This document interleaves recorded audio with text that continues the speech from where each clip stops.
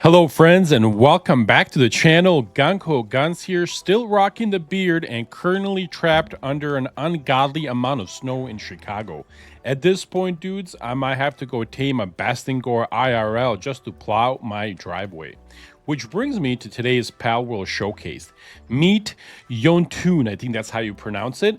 A frosty behemoth, a walking avalanche, a pal so powerful even Santa would think twice before messing with him. Now, I know what you're thinking, but Gung Ho, is Bastingor actually good? Oh, sweet summer child, Bastingor isn't just good, he's one pal apocalypse. In today's video, I'll break down the full build, power-ups, passives, moves, and the absolute best way to turn your Bastingor into a wrecking machine. So grab a drink, preferably something strong enough to keep you warm in this weather, and let's dive in. If you are looking for people to play Palworld with, why not join the Mando community? We got our own server where you can team up, trade, and conquer together. Plus, after the new year, we're kicking off an epic Nuzlocke challenge. And guess what? You're all invited. All the details you need will be in the description of this video. All right, thank you guys very much for being here. I hope you're all having a fantastic day so far. Unless you're my enemies or one of my enemies, in which case I hope you're slightly inconvenienced. JK. As always, please don't forget to like and subscribe if you enjoy the content. It helps me out more than you know. Also, keep an eye on the channel because tomorrow I'll be dropping the long-awaited city base guide. You guys have been spamming for it, asking for it, and I promised you it's definitely coming tomorrow. Now, back to Bastingor, aka Yontoon. I think that's how you pronounce it. At least that's what YouTube said. This Mountain of Destruction comes with some of the best attack and defense stats in this game. I mean, look at this, guys. It's freaking ridiculous how strong this thing is. So I will show you how to build this exactly, because honestly, this is just like a Nordic linebacker from hell, man.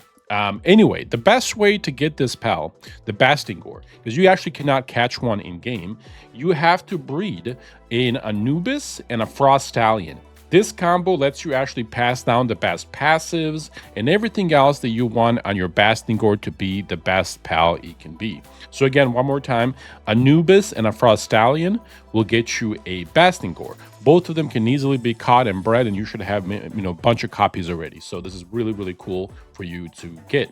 Speaking of passives, let's get into the real meat of the build and I'll actually show you how this works and all that good stuff.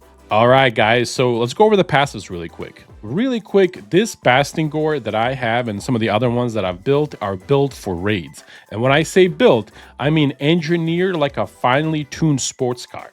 Now, here's the deal, and again, remember this, please. I use this Bastingor in particular and some of the other ones for everything in-game except Towerbosses. You cannot use them for those. Why? Because when you're dealing with the Towerbosses, you need the passive Vampiric in there instead of maybe Musclehead or Serenity. Why? If you do not have Vampiric in there, because of the way that the game works, your poor Frost Giant is going to get folded like a cheap lawn chair. So for raids, this is my build that I would recommend for you guys. Again, everything else but Towerbosses. Let's go over the passives. Legend has been a staple for every pal since the game came out, really. It's freaking amazing. Attack 20%, defense 20%, 15% movement speed. You cannot go wrong. You want this on everything. Everything. Excuse me. The Demon God is just fantastic. 30% attack, 5% defense. Make sure you have it on there. I also like Musclehead. The extra 30% attack just makes this, really strong pal. But again, if you think that you need more defense, you can change this out for, one of the other defensive perks. Really, really up to you. I love Serenity. The reason why I take Serenity and I actually rank it as an S tier perk, and I think it's a cheat game or cheat in this game. Serenity makes all your active cooldowns reduced by 30%. So a lot of these things that may be like 30, 40 second cooldown or 50 seconds are 30% faster, making it, 20 or 30 second, making it super attack, a super attack. So, and on top of that, you get 10% extra attack power. So again, these are the passives that I recommend for raids and other gameplay, but not tower bosses. If you are going to do tower bosses, again, either Musclehead or Serenity, pick one. I'll probably pick Musclehead and throw that off, and then put in here Vampiric, or one of the other ones for defense. There's a couple of them in there that you can choose. But these are the passives that I would recommend. And let's move on. All right, so really quick, now that we have the passives and how to make it, and again, we'll talk about the skills or the moves in a little bit, but let's kind of make this PAL really strong. And as you see, I have leveled it to 60, I have condensed it to level 4, and I have put 60 of the souls into it, making it really strong. My IVs are perfect at 100. So again, this is a pure, fully powered Bastingor. So with all of that, as you see right here, including the research effect, because I do have 14 over there, I have 3136 attack on this guy, and I have about 1800 defense. Okay, now how to make this even better? Of course, there is a supporting cast. Let me show you which ones. I want you guys to meet Coolio, Iceberg, Shivers, and Cold Steel. What these guys do, and again, I have actually bred them. You can actually catch these. I'll show you that here in a second. I have bred them to get Stronghold Strategist and Vanguard. The 10% increase in player attack and player defense, as long as they're in your team, is fantastic. While they're in your team, as you see, it's a level 5. While they're in your team, they increase the power of Ice Pals. That's the most important. And as you see, all the other stuff does not really matter. We're not going to use them. We're just going to leave them in our party. And what you do is, if you want to just catch them, they're actually right in here. They have a big spawn here. You can just run around here in a circle and just catch as many as you want for the condensing. So this is what happens when you put them in here. So really quick, I want you guys to see that 3136, right? So if you add 1, do you see how much it jumps? So when you add all 4, and again, these will power up your Bastingor. Look at the amount that it powered up the attack. Crazy, right? Just ridiculously crazy. But we're not done yet.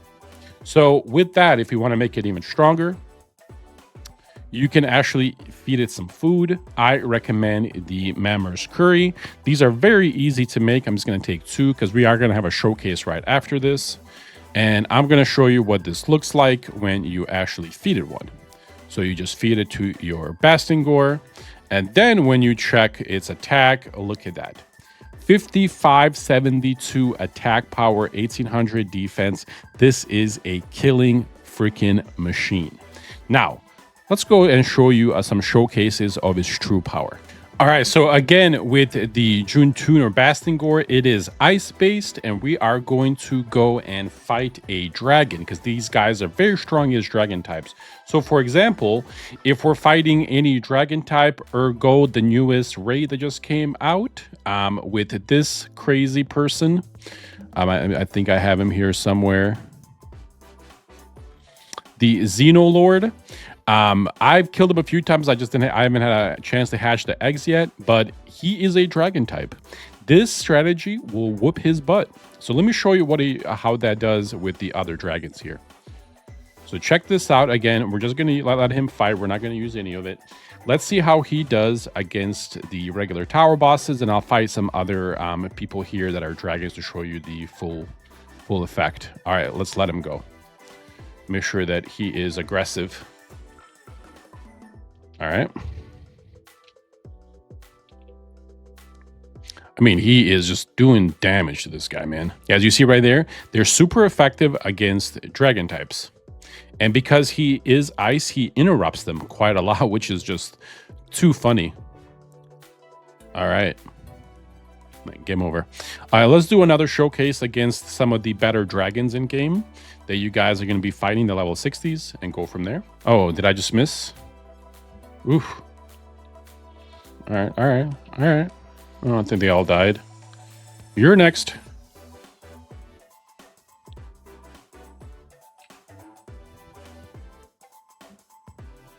Oh, That thing's awesome. Yeah, that thing is fantastic. Anyway, let's go fight this dragon so I can show you the actual true power of it. All right, I actually wanted to have him fight my Bastingor. Let me just put him on passive here.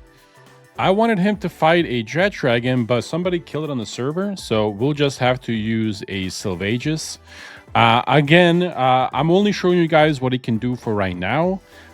There will be other things that I will actually bring to the channel when I do 10 of them or 15 of them, when I do the full raid team versus the new Xenolord. But for now, I just wanted to show you this.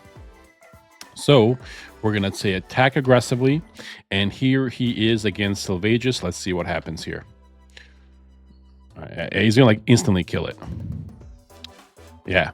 Sorry, I wish there was better competition for him. There really isn't. He's just super, super freaking strong. He's like rolling through these guys like it was just nobody's business. Anyway, that is the fully powered up Bastingor. I will, if you stick to the channel, I will have a full raid team for you guys of these guys as I breed all of them.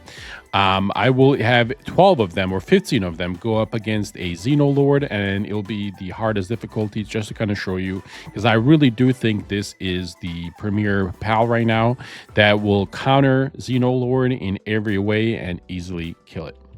Anyway, see you guys in the next one. Take care, folks. Bye-bye.